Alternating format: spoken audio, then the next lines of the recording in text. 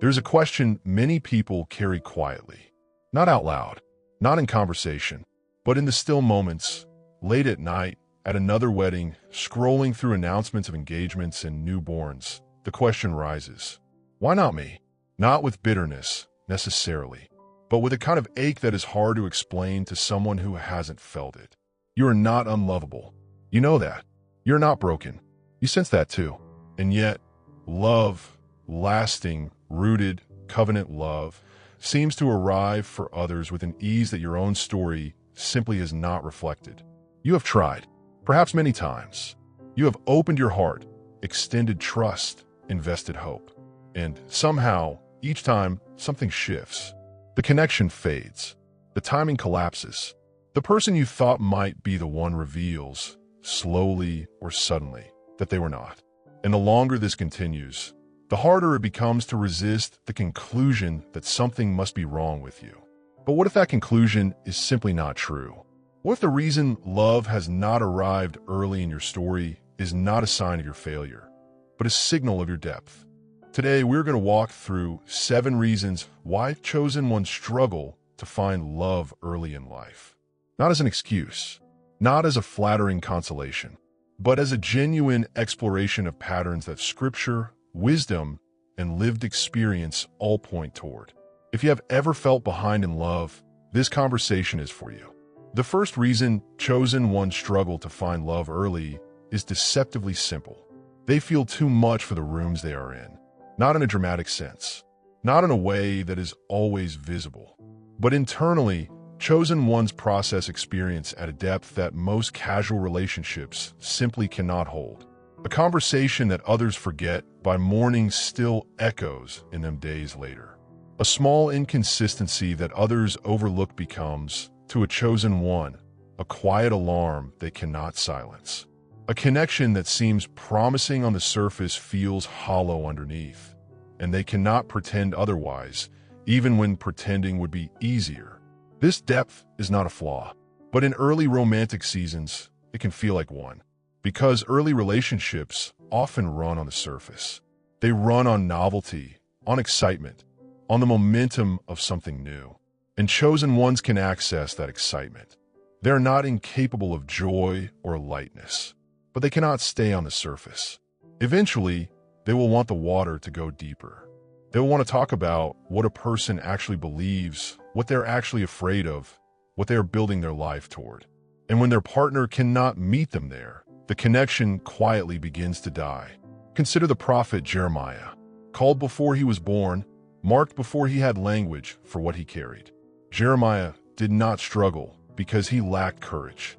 He struggled because what burned inside him could not be contained in ordinary conversation. He said in Jeremiah 20 verse 9, "The word within him was like a fire shut up in his bones." He was weary of holding it in, yet he could not let it go. That is the inner life of a chosen one, and it is difficult to share that fire with someone who has never felt it. Early love struggles not because the chosen one is incapable of connection, but because they are waiting, often without realizing it, for someone who can sit beside that fire without flinching. The second reason is one that chosen ones often misunderstand about themselves. They have been given a gift of discernment, the ability to sense what is beneath what is presented, to feel the gap between what someone says and who someone actually is. And while this gift serves them powerfully in many areas of life, in early romantic seasons, it can feel less like a gift and more like a disruption. Here is what happens. Someone enters their life with promise. The initial connection feels genuine. There is warmth, there is interest, there is the beginning of something. And then, sometimes slowly, sometimes suddenly, the chosen one begins to sense something that they cannot fully articulate. A misalignment in values, a pattern beneath the charm, a subtle way in which this person diminishes rather than expands who they are called to be. Others around them might not see it. Friends might say they are overthinking. The person themselves might seem wonderful by every external measure, but something in the chosen one will not settle. And rather than silence that inner knowing, they follow it, and the relationship ends. From the outside, this looks like self-sabotage.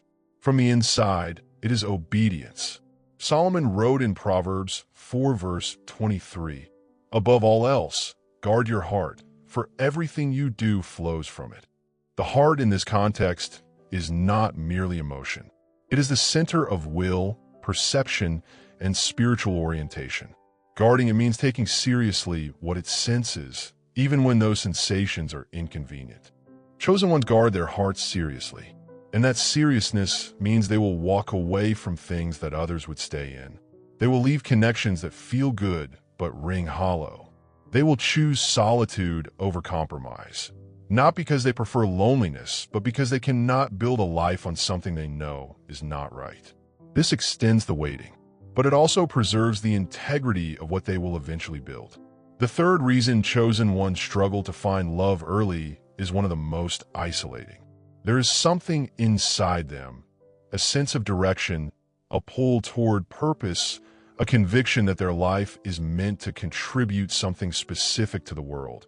And this creates a distance between them and people who do not carry the same interior sense of mission. It is not arrogance.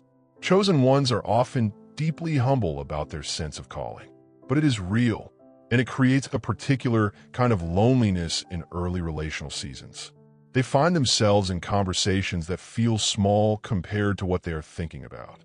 They find themselves drawn to building something, serving something, becoming something, and potential partners who do not share that orientation eventually feel like a different kind of person. Not lesser, just different. And different, in covenant, matters enormously. Ruth understood this tension. When Naomi released both of her daughters-in-law and urged them to return to their own people, Orpah, quite reasonably, went back. Her choice made sense. It was the practical choice, the self-preserving choice, the choice most people would understand. But Ruth would not go, not because she had a romantic prospect waiting, not because her future in Bethlehem was certain, but because something in her recognized that her life was bound to something larger than her immediate comfort. She said in Ruth 1 verse 16, "Where you go, I will go. Where you stay, I will stay." That was a declaration of covenant loyalty before any earthly reward was visible. Chosen ones carry Ruth's spirit. They cannot reduce their lives to what is comfortable or convenient, and they struggle to connect romantically with people who can. This does not mean they never find love. It means they often find it later, when someone finally appears who does not ask them to make that reduction. Here is something that surprises us every time we check our analytics. More than 90% of the people watching this right now are not subscribed. 90%. You chose this conversation. You're someone who thinks deeply about faith, purpose, and the kind of love that actually lasts. That is not a common combination. And the people in your life who carry that same depth, they need to find this channel too. Subscribe, hit the bell, and share this with one person you know who is quietly waiting and quietly wondering why love has not arrived yet. They may need to hear exactly what we are about to say. Now let's continue. The fourth reason is one that requires honesty and gentleness in equal measure. Many chosen ones carry wounds that run deeper than the average relational disappointment. Not always because their pain was objectively greater, but because they felt it more completely. They absorbed the impact of early betrayal, abandonment, or loss at a cellular level. And healing at that depth simply takes longer. This is not weakness. It is the cost of depth. When you love with your whole self, loss takes something from your whole self. And God, who is both healer and designer, refuses to rush genuine restoration. He is more interested in building something lasting in you than in moving you quickly through pain that has not fully been metabolized. Jacob's story illuminates this. Before he could walk into the fullness of who he was created to be, he had to wrestle. Genesis 32 describes that night at the ford of Jabbok, Jacob, alone, wrestling with God until morning. He did not leave that encounter unchanged.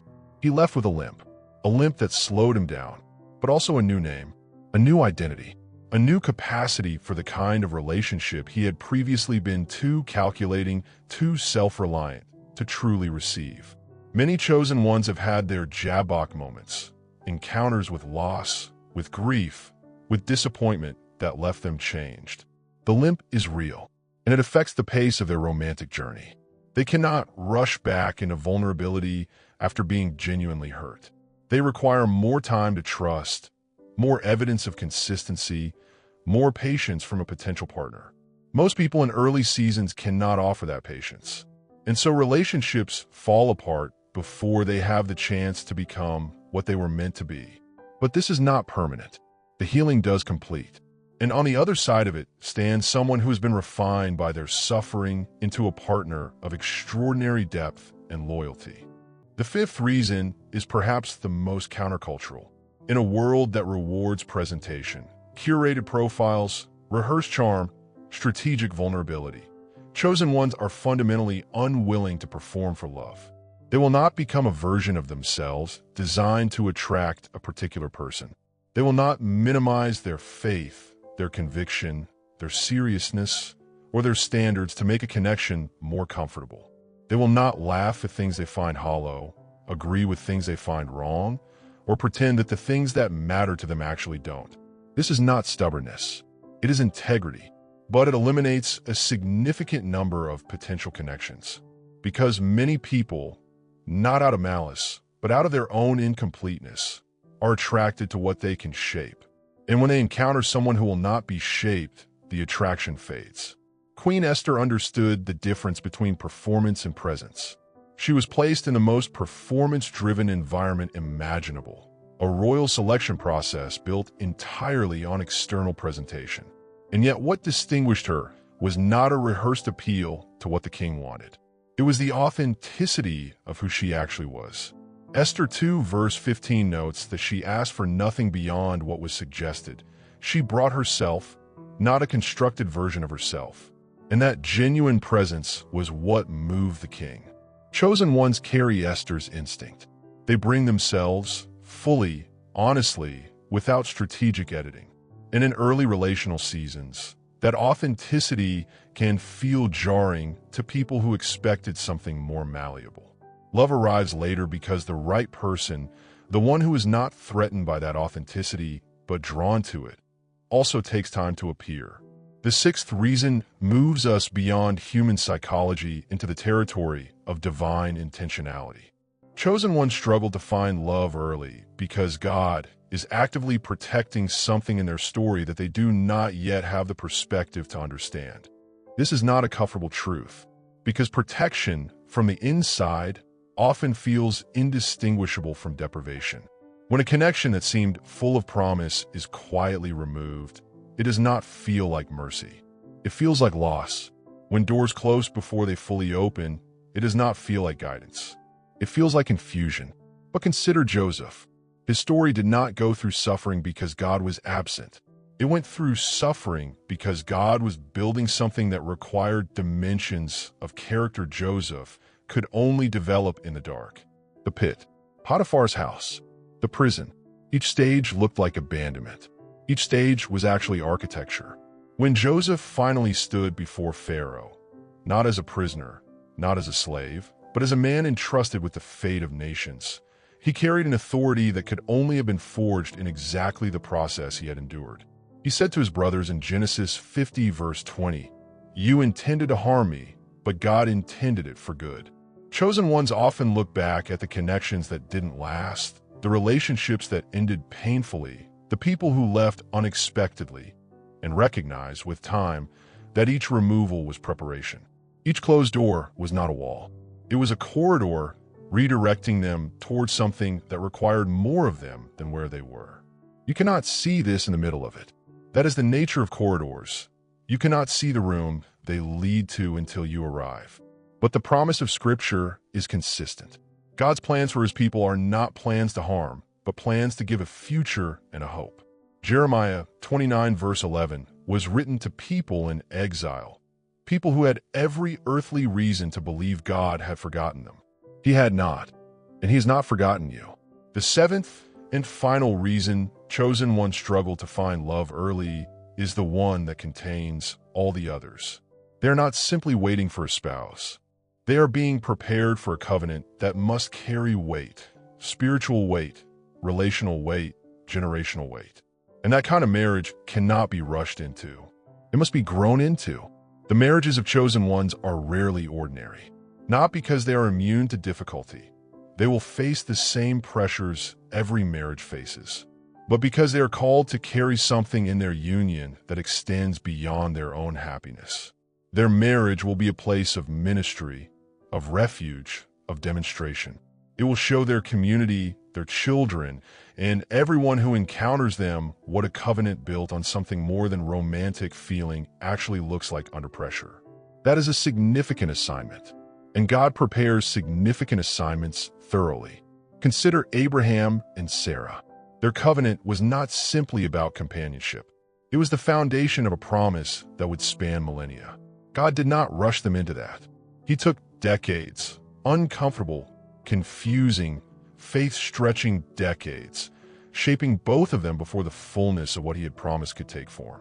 Abraham had to become a man who could leave everything familiar without a detailed map. Sarah had to become a woman who could hold onto a promise that defied biological reality. Neither of those transformations happened quickly.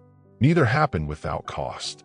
But when the promised child finally came, it was into a covenant that had been tested, stretched, and proven. Chosen ones are undergoing that same kind of formation. The love that is coming, or in some cases, that has already arrived, is not meant to be a finishing line. It is meant to be a launching pad. And God will not release a launch pad before the vessel it is meant to support is ready. If you have watched this entire conversation, let these words land in the places they are meant to reach. You are not behind. You are not too much, too serious, too selective, too wounded, or too focused on purpose for love to find you. You are in all of those things being shaped, and what God prepares for chosen ones, in love, in covenant, in life, is always worth the wait.